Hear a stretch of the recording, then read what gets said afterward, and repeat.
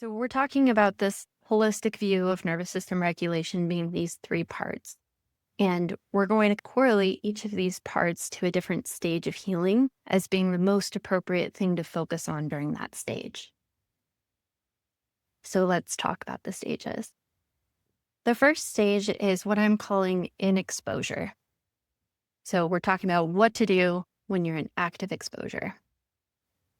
This is going to be your lowest capacity stage because your body is physically still under threat.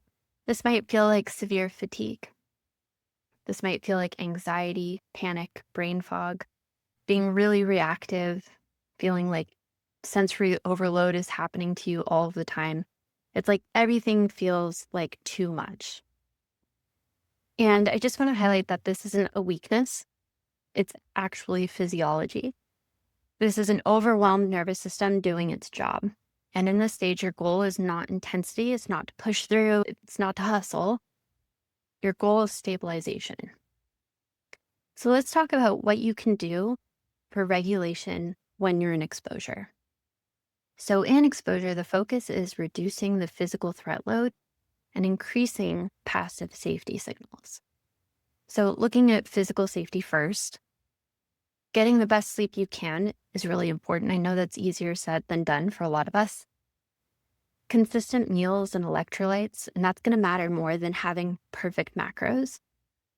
You're going to focus on warmth and physical comfort, reducing stimulation and noise, and that could be like sound noise, but this can also be mental noise.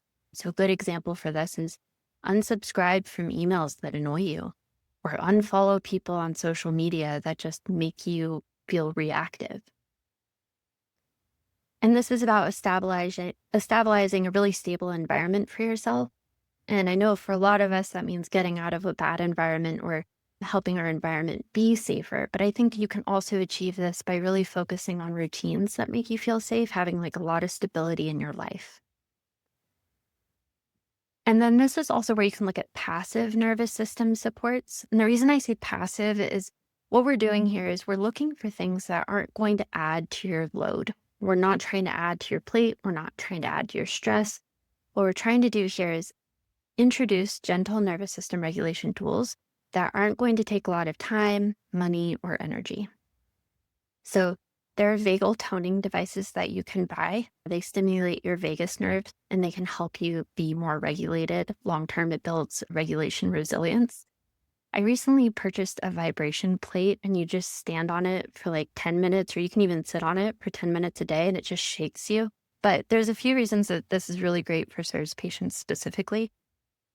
One is it stimulates your vagus nerve. So it is a vagal toning device. Two, you get a dopamine rush and it increases microcirculation. I know a lot of us have low VEGF, and so this can be really supportive for that as well. Other things you can do are gentle humming or singing, especially in lower registers that will stimulate your vagus nerve. Getting yourself warm baths, weighted blankets, just really focusing on giving yourself a sense of comfort and safety. And then slow rocking or swaying, that can also be really comforting. So again, this is not the season for pushing intensity. It's not the season for deep trauma processing, and it's not the season for forcing limbic retraining for an hour a day. This is where we're stabilizing.